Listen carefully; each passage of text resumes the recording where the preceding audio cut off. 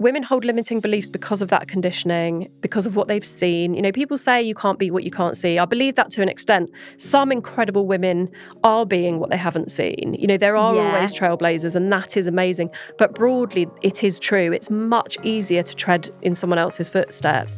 And, you know, until recently, we hadn't seen the lives that we're living being modelled. One generation ago, women broadly were still acting in service of men. So much of our limiting beliefs, so much of our money shame comes from that. And we have to understand that in order to be able to give ourselves a break, because otherwise you make this something else you can blame yourself for. Yeah. And that's no use to anyone.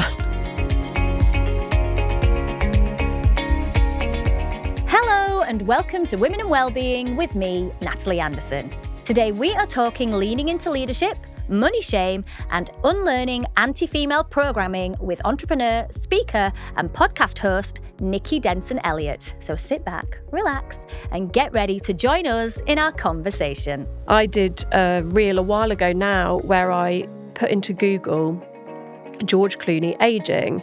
And that's all I put because, you know, Google completes the sentence for you. And then I put Jennifer Aniston aging.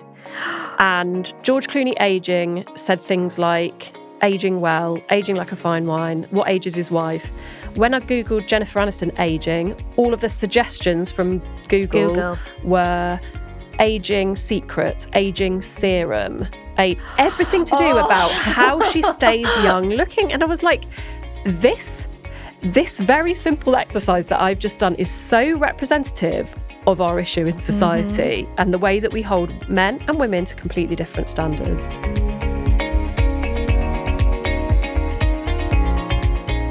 Hello all! I am super excited for today's conversation with my fabulous guest, as we're going to be tackling a few subjects that are very close to my heart. As the founder of the Wilder Collective and the host of the Women's Business podcast, she's a woman on a mission to empower and inspire by building communities and sharing her insight on how to break down conventional norms and live the life you want. Educating women on how to push back against limiting beliefs and unlearn anti-female programming, she's helping them to unlock their true potential and step into their power as leaders. I simply can't wait to get started with her. She's the fabulous Nicky Denson Elliott. Hello. I don't know if I can live up to that. Hello. It is so lovely to have you with me. Like I know we've got a mutual friend, the lovely Susie Redding, and she kind of signposted me to you, and I found you on Instagram, and I was like, oh, this woman is amazing, and she is talking the things like that I want to hear all about female business, our limiting beliefs, how we have so much shame around money. I mean, just tell me a little bit about your journey and kind of how you've arrived at this point. Yeah, interesting. So I spent the first 15 years of my career in a fairly conventional work setting. I worked in events. I set up my own events company when I was fairly young in 2011. But by the time I had my second child in 2020, right at the beginning of the pandemic, I was working a big job and a long commute. And I'm talking like 2 hours each way long with 2 kids, 2 variables, and working for someone else just didn't feel like what I wanted to do anymore. I've always had an entrepreneurial spirit. I had started my own business once before, and I decided to start my own business again. And back in 2020, that was a unisex children's wear brand, which is really random. But I think I was quite caught up in the kind of COVID bubble, lots of small businesses taking off online. I had a girl and a boy. I had frustrations around clothing for girls and boys and gender stereotypes. So I set up my brand, and that has kind of led me to starting my podcast, starting my community, because through doing that work, I met other amazing women running their businesses, and they inspired me so much. And I just didn't feel like I knew they were there before. It might sound silly, but being in a kind of corporate role, I didn't know. And so when I met all these amazing women, I was like, I just need to lift you up. I need other women to hear your stories. And in terms of that connection, I think as well, like you obviously had a child already, but being in the kind of throes of early motherhood with your second child, it can be very isolating. And then trying to have a business and being in COVID as well, that need for connection must have been huge for you. Yeah, and I think with my first child, and I don't know who can relate to this, obviously it cracks your world open. And I think I fought against that with my daughter because I didn't feel that well. I'm not sure if I had postnatal depression, but I certainly had major postnatal anxiety. She was born early and there was quite a lot of complication. So I went into being a mother already quite traumatized. And I think I sort of tried too much to stay who I was rather than changing. And I believe so much in change, and I've changed so much over the last 20 years and certainly over the last nearly 10 years since I've become a mum. But it took me a while to realise that we are meant to. And I think with my son, second kid, everything comes a bit more easily. Everything, you're not doing it all for the first time. But then there was that juxtaposition, like you say, of going into COVID, being in lockdown. Me and my husband both got really bad COVID with an 8-week-old baby. I mean, it was just a living nightmare, actually. So I think the women that I found online through setting up that business, while my son was napping, gave me something really, really valuable in terms of connection during that time. And I think as well, the connection during that time, definitely, we all kind of lent on each other. And we don't really do that now so much. I mean, obviously with the Wilder collective, which I'll come on to, that power of community and lifting each other up, and especially in business, for women in business, and I think as well, particularly for mothers in business, because we often feel like, you know, if you don't have any children or anything and you've got way more time, you possibly can advance a bit quicker. But when you're trying to raise a human and nurture a business at the same time, it's so hard, isn't it? And did you find that was kind of the catalyst, really, for beginning this journey with your community? Yeah, I think just the connection that I made with these amazing women, I realised through talking to them that we all kind of needed each other and that we found a comfort in sharing each other's stories. People found a comfort in listening to the podcast, hearing other women's stories. And so I said, shall we all get together? I'll run an event in London, and 40 people in a room having a cuppa between school runs. Did that in March 2024. And by the June, I launched the community because it just went so well. People loved it so much. They said, can we all have access to each other? And I thought, well, I was scrabbling around work-wise then. I don't want to glamorize it. Like, you've got to start somewhere with a business. You're not making money straight away. And I was doing bits and bobs of social media for people at that point because I'd closed down the clothing brand.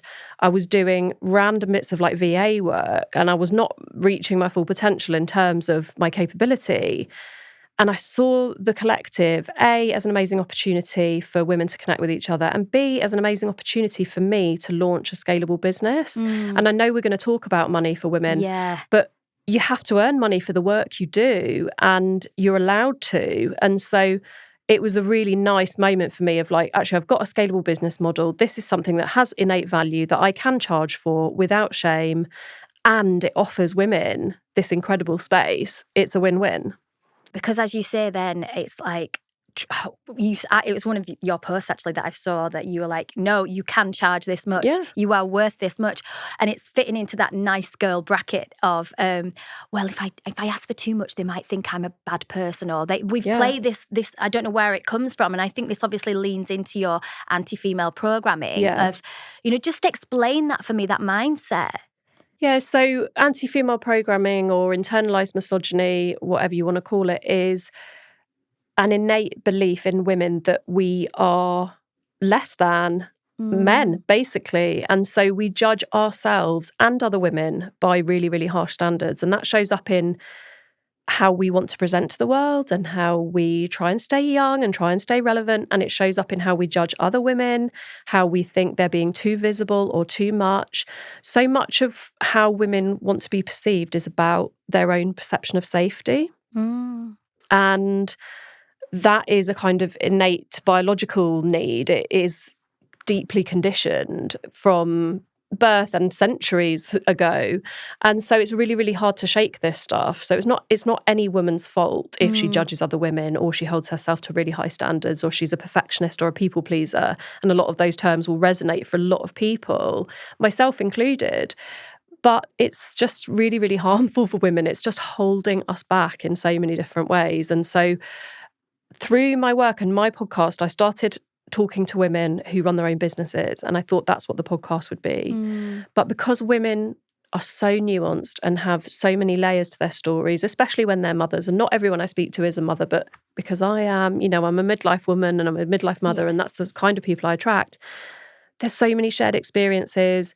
There's so much depth and nuance to the conversation around knitting a life and work together, responsibility, fear, courage, doubt, everything. And so internalized misogyny is something I started to learn and talk about through the podcast, because I realized it influenced women in every area of their lives. Absolutely. And I think, like you said, when you're trying to run a business and, you're trying to make this business viable and make it work and financially work as well.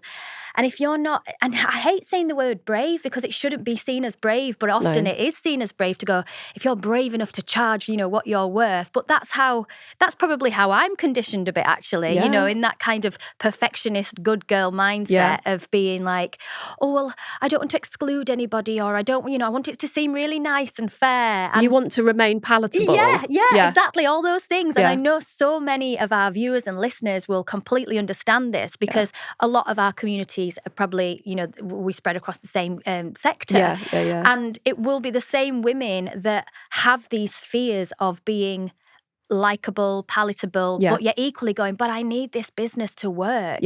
I need to be viable. I mean, does that then come back to our limiting beliefs as well? Yeah, I mean, and I've been through all of that, by the way, and I'm not fixed, and it's hard to, reach enlightenment. I think all you can do is learn about this stuff and notice it, and then try and challenge those limiting beliefs, because they hold us back in so many ways. We could be here for days talking about so many different aspects of this, but women hold limiting beliefs because of that conditioning, because of what they've seen. People say you can't be what you can't see. I believe that to an extent. Some incredible women are being what they haven't seen. There are always trailblazers, and that is amazing. But broadly, it is true. It's much easier to tread in someone else's footsteps. And, until recently, we hadn't seen the lives that we're living being modelled. One generation ago, women broadly were still acting in service of men. So much of our limiting beliefs, so much of our money shame comes from that. And we have to understand that in order to be able to give ourselves a break, because otherwise you make this something else you can blame yourself for. Yeah. And that's no use to anyone. I mean, in terms of limiting beliefs, what would you kind of label as a limiting belief? Oh, I mean, everything from, I'm not enough, or I don't have the confidence to do that. Oh, I see her doing that. I could never do that. Who am I to be doing this? Questioning are you deserving? Are you worthy? Loads of stuff around pricing. And I did a recent piece of research called Good Girl Economics, and we published it in 2 parts because the piece that came out about women pricing and money was so massive that it had to be a completely separate portion of the research that we produced. So there are limiting beliefs for women across the board. And listen, I'm not saying that men are immune to limiting beliefs, but I think, I'm a woman, that's my lived experience, and I have certainly seen male bravado and white male privilege and all those things play into the way that men are perceived and get on in life. And that all just compounds the issue for women. It's a self-perpetuating thing. And it's funny, isn't it? Like, we're going through this mad time at the minute of all these men that are out there, like the tech bros kind of dominating everything. And you're like, where are the women? And I know that there are obviously women making incredible advancements and within their careers. But as you say, we need to see it. For us to believe it, we do need to see it. And so somebody has to be the person that goes, actually, I remember growing up, and for me, growing up in the 80s and the early 90s, it was Madonna. I was like, oh my God, this woman is interesting, amazing. That's what I grew up on. I grew up on that culture of this woman who was overtly sexual. She challenged religion. She challenged business. She set up her own record label. And I remember thinking back when I was young, wow, she's incredible. But she's powerful. And it made me want to be powerful. But I think we're going through this weird transition again where the whole trad wife kind of idea is, burgeoning. And it's like a melting pot at the minute, I feel like, with all these different ideas. I think the difficulty, and I love the Madonna thing, Yeah. because have you ever seen that clip of Pink where Pink gets asked, Oh, yeah, I've what seen do you it. think of Madonna's face? Oh my gosh. And she says, Madonna is a trailblazer. Madonna is an incredible woman. She's done all of this. She's set out a path for all of us, and you're asking me about her face. Yeah. That is not progress. And that's the world that women live in. It's like, be the one who sticks your head above the parapet, be a trailblazer, be a difficult woman, look different, present differently, act however the hell you want, and you will be judged for it. And people will still be obsessed with what your face looks like, what your body looks like, what age you are in relation to what you look like. And that makes life so difficult to navigate for women, because men don't care about the way that men age. And I did a reel a while ago now where I put into Google George Clooney aging. And that's all I put, because Google completes the sentence for you. And then I put Jennifer Aniston aging. And George Clooney aging said things like, aging well, aging like a fine wine, what age is his wife? When I Googled Jennifer Aniston aging, all of the suggestions from Google. Were aging secrets, aging serum, everything to do about how she stays young looking. And I was like, this very simple exercise that I've just done is so representative of our issue in society and the way that we hold men and women to completely different standards. And so if you kind of imprint that then on all ages and stages of womanhood, you can see how this stuff seeps in, how preoccupied we are by stuff that shouldn't matter to us but does, and then distracts us from having all the incredible impact we could be having. And I suppose it's easy for us in a way to, like, people like myself and yourself who have kind of, we're at the forefront of these conversations and we're having these conversations. But if this isn't your world, if social media isn't your world, but you still want to run a business, maybe in your town or wherever it is you might live, and you're not kind of having these conversations, it's going to take a long time to get into the mainstream, isn't it, this kind of thinking? And so what do we do about that? I always think it's quite overwhelming to think about this stuff when you hear about it like that, if it's something you haven't confronted before. And I always think, look, we can't start a revolution overnight. We can't overthrow a system overnight, otherwise we would have done it. But you can make a change in your life, and that will impact your world and it will ripple. And so I always say to people, notice first. Notice when internalized misogyny hits you. Notice if you judge a woman that walks past you on the street for what she looks like, or if you judge a school mum for being a moody cow when clearly she's not a moody cow, she's got something else going on. Have compassion for other women and for yourself and your own thoughts. Your first thought is your conditioning. Your second thought is how you probably really feel. And so I just say, if you tune into that stuff, and I grew up with comments being passed on women around me on television. It's just the generation. It's nobody's fault, but that happened a lot. Or she's got dancer's legs, or she's flat-chested, or she's that. And, just constant comments. That went in for me, and I think I was like that. And it took me quite a long time to go, what business is it of mine? And what relevance is it, the vessel that she moves through the world in? It's only like one tiny thing to do with this person, and it's the least interesting thing about them. And so, look, I get it. I'm not immune. I care about what I look like and how I present to the world, and I totally understand why that's important. But notice, go easy on yourself, and you can, I think, impact yourself, impact the way that you talk to your kids, the way you talk in front of your kids, crucially. And hopefully it will ripple. And I think as well, having, like you've got the community, the collective, and having that space for other women to hear other women, their struggles, their worries, it does allow you to be more compassionate. It allows you to go, oh, actually, they don't have it all together, or, oh my gosh, that person is like me. And then it unifies you. Yeah. And you've got things in common. Yeah.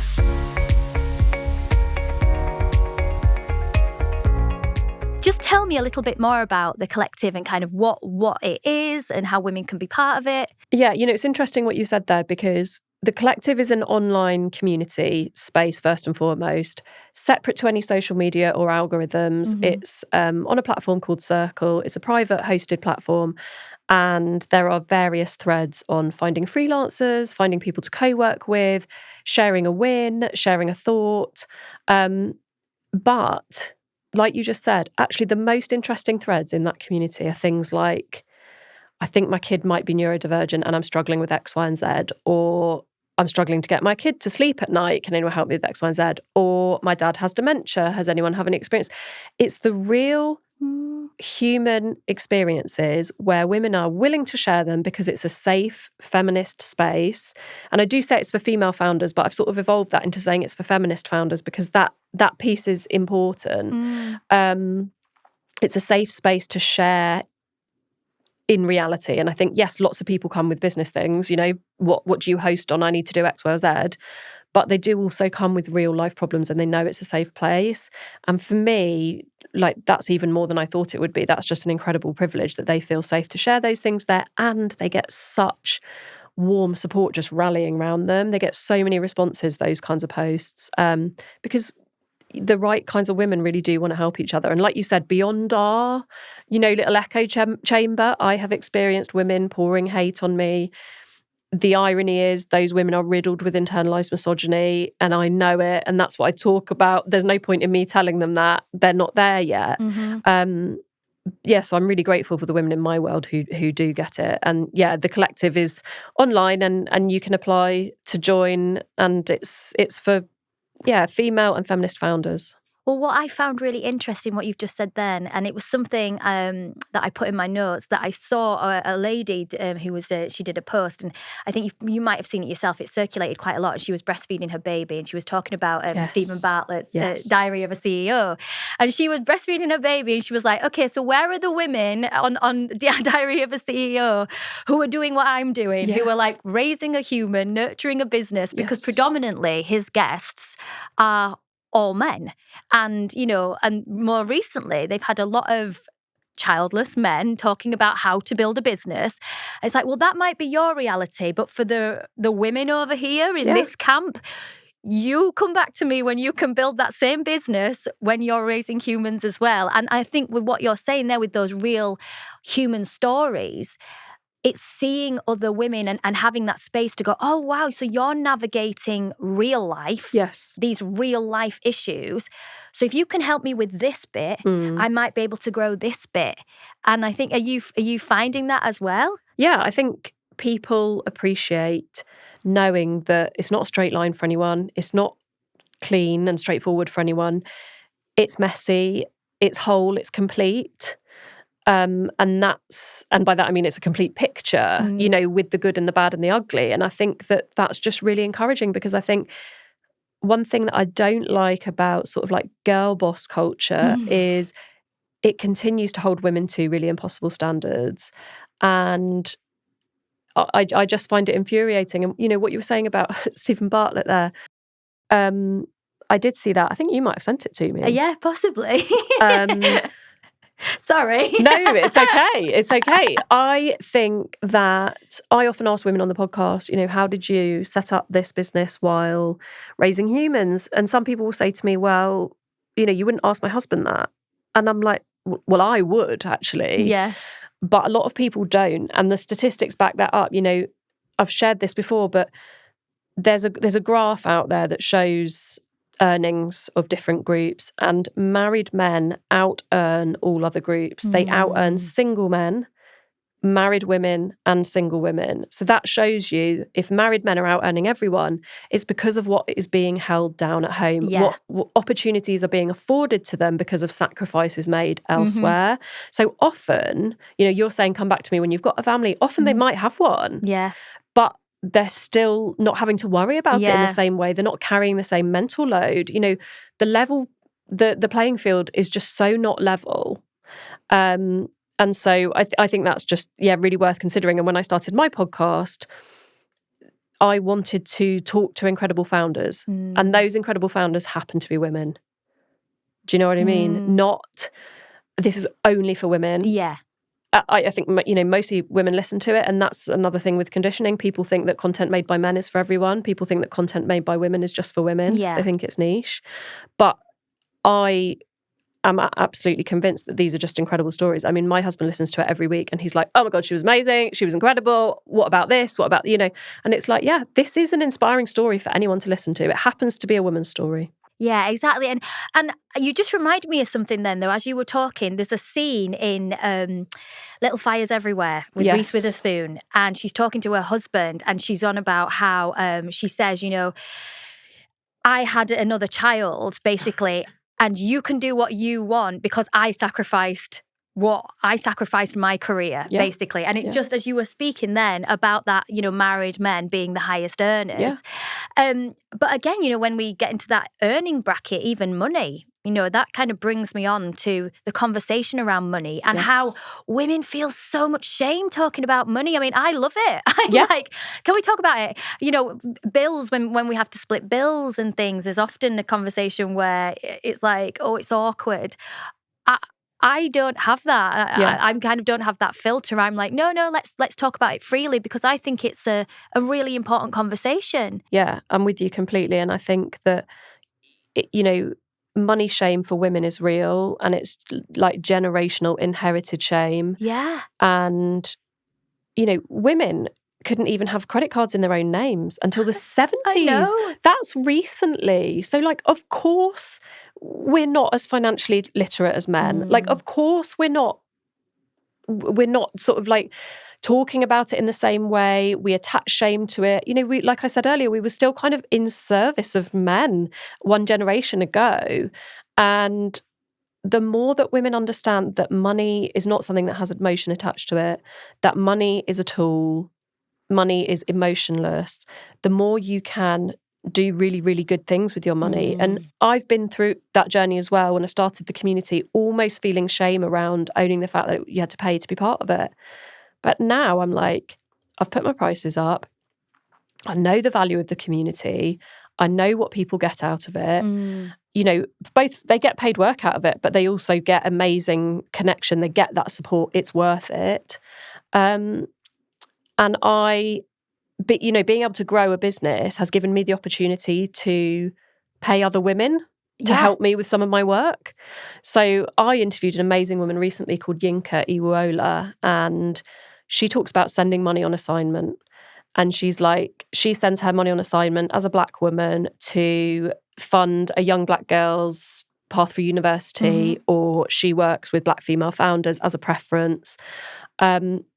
And I love that idea of sending money on assignment because that's what I do with my podcast. I outsource some of the production. I put that money in the pocket of another brilliant woman running a business. And, that's how economies work. That's how economies grow. And the UN did a study that said closing the gender gap globally would boost the global economy by $7 trillion. Yeah, I saw that. I put it in my notes because it's on your website, isn't it, as well? And I was like, what? Oh my gosh. Yeah. 7 trillion. 7 trillion. So when women work, economies grow. It's really that simple. And economies, but that doesn't mean woohoo, that's great for women.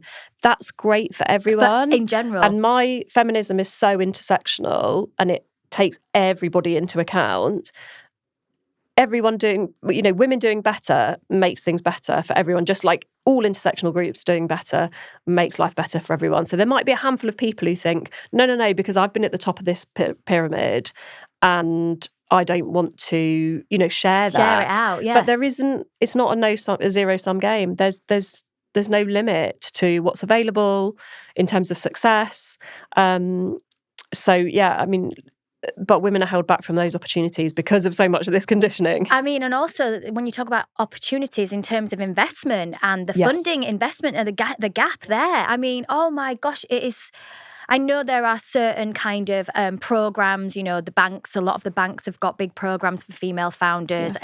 However, it's still not comparative with male counterparts at all. No. 1.7% of seed funding goes to female-owned businesses. 1.7%. That's really pathetic. Yeah.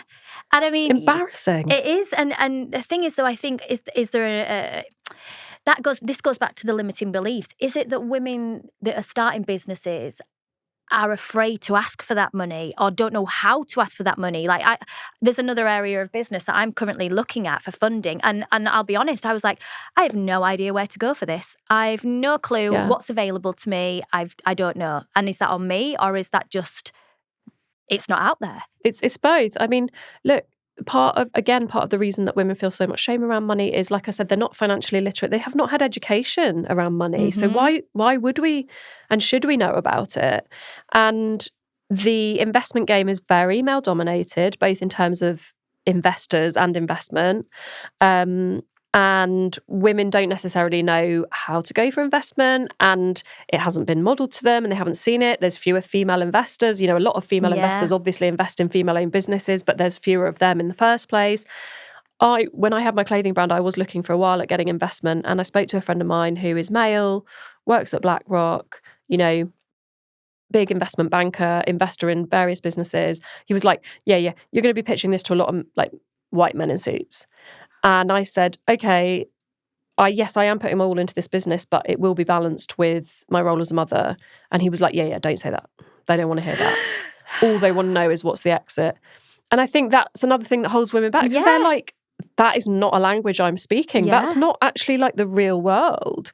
And so, I think there's a whole bunch of factors that influence that, unfortunately. And so, in terms of like how we get through that and how we push through that, then is it just coming back to, okay, being financially literate? And is it that we, again, with the community and, at the conversations that we're having, I know for sure, I mean, like you were saying, in school, we didn't get taught anything, APRs, mortgages, which is what puts people off going to get a mortgage on their own because they're like, I don't know how to do this, so I'll just kind of stay renting because it seems easier. But even running a household budget. Running a household budget, even just simple things like that. And as you say, it's possibly the conditioning of only it being a generation ago. I was explaining this to my son who couldn't believe it. I was like, honestly, I said, this was the situation. He was like, no. I was like, honestly. Yes. I was like, listen to me. Yeah. This is why women are so angry about things and, we want to push forward. So in terms of like the podcast then, can women use that as a resource to come to your podcast, listening to other female founders? I think so. I think it is that whole you can't be what you can't see thing. I think a rising tide lifts all boats. If you hear a real story and someone's whole story and the messy middle, that is always encouraging. I've had people tell me, I actually used your podcast as a resource when I was setting up my business, as with like lessons on growth, what to do, what not to do. People find it incredibly reassuring to hear stories about, what it took to get to the other side. And not everybody gets to the other side, by the way, whatever that is. I have a real mixed bag of, exited founders, multimillionaires to one-woman operations. And for me, it's not about the size or scale of the business. It's about the story and the real human story. And I think that's another thing that people like about it, because it's not all like shiny over here. It's real. And, I don't want to diss Stephen Bartlett, but like the podcast is called Diary of a CEO. He seems to only talk to health people now. Yeah. For me, like I speak to female founders. That's what I will continue to do, because that's where there are enough interesting stories. And I just, I want to share as many as possible. And as you just said then about it being all shiny over here, there's a lot of shininess around business on Instagram and all those platforms where you go, you can do this and you can do that. Yeah. And that's a real trap, isn't it? Yeah. I mean, you do need to hear the authentic, genuine, lived stories of the entrepreneur lifestyle is hard work and it takes a lot of resilience and a lot of pivots and shifting skill sets. And we need to see more of that. But I feel like there's this whole blanket thing. Maybe it is the girl boss kind of tag, where it just seems very glamorous and quite easy to fall into being an entrepreneur. Yeah, there's lots of people being like, oh, I made 10K while I slept, or that kind of thing. And I think, normalise the process. I've got friends who run businesses and they'll message me and say, oh, I'm really frustrated. Like, I just really want to get to this point with the business. And I'll point them to an episode like Stripe and Stare, the founder of Stripe and Stare, the brilliant women's knickers. They were developing the pants for like 6 years. This is not overnight success. This is not a quick win. Now she's got a multi-million-pound business and a global brand. Yes. But like when you're in 6 years, that's a really long time to keep going with it. A lot of people would not have the minerals to keep going with that. And so I think you just have to really, really normalise that things take time. And me with my podcast, when I started it, no sponsors, no listeners, no experience. I hear you. No guests, but you've got to start somewhere. Same with the community, started with 0 members. And next financial year, I will pay tax for the first time in my business because it will actually be profitable. Mm-hmm. And I'm excited to pay tax because businesses exist to be profitable. Mm-hmm. That's the point of them. And if you have shame around that or discomfort around that, don't start a business. That's the point of one. Yeah, definitely. And I remember speaking to Liz Earle a couple of seasons ago, and she said to me, everybody thinks that it was overnight. Yeah. I was an overnight success, she said, but it took me 20 years. And I was like, well, what are the things that you need? She said, passion and purpose. Yeah. You need to be, what is your purpose, first of all? Like, what are you wanting to do? What do you want to see?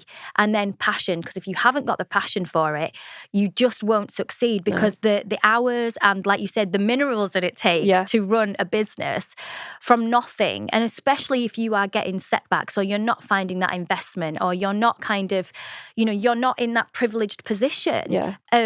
It's incredibly difficult, isn't it? Yeah. I mean, I'd love to know kind of what's next for you now. Oh, I don't know.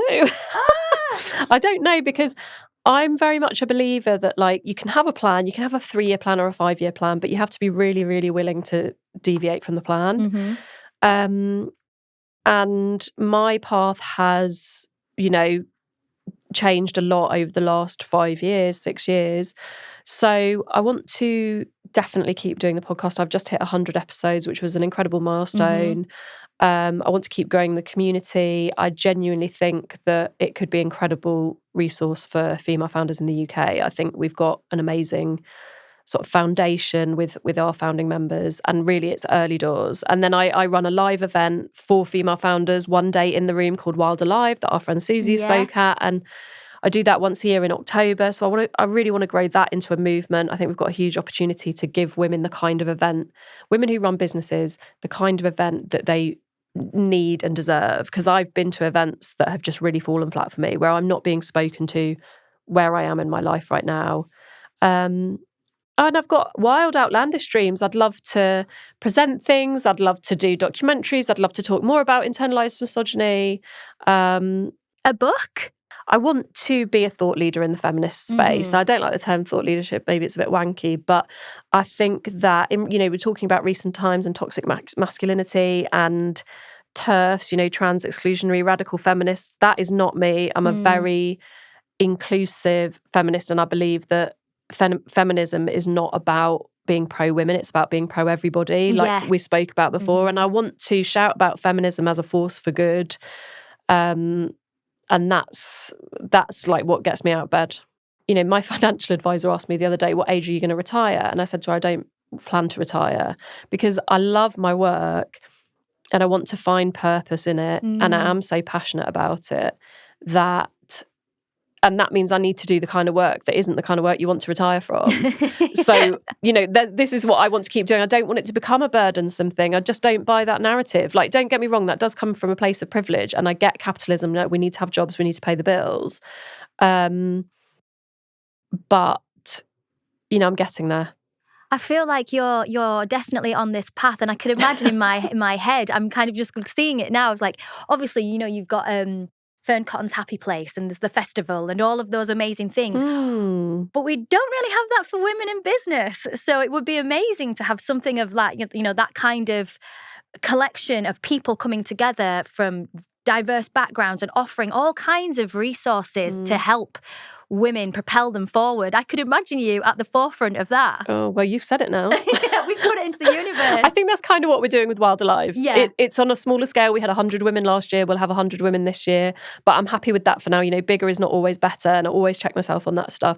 But yeah, women who work for themselves, and there are thousands and thousands of them and more all the time.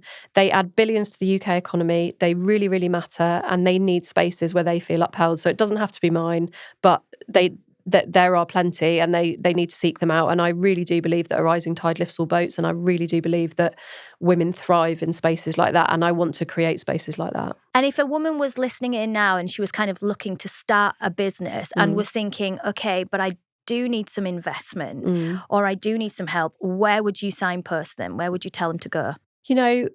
If you're starting a product-based business, you probably need investment. If you're starting a service-based business, you can start it with a laptop and a website. You can start it for less than $1,000. And so I would look at like what you really, really want to do. It's not impossible to start a business from scratch needing investment, but it's certainly harder. So make sure that you've investigated the messy version as well as the shiny version, because it isn't going to happen overnight. Listen to lots of other women, absorb lots of stories. So you've got tons of different perspectives, and, look at angel investors, and there are investment groups who invest specifically in women, who mostly are, the funds are women owned. And I would seek them out first and foremost, because, if you're making, most people, man or woman, create products that solve a problem for themselves. So if you're a woman and you're creating a product that solves a problem for you, or as a mother, no one's going to get that better than other people like you. And if you're struggling, again, like you said before, like with your pricing and falling into perhaps the good girl economics, how can you push through that? Okay, so the first thing you need to do is make sure when you're setting your prices that you compare your prices to what men in your space charge as well as women.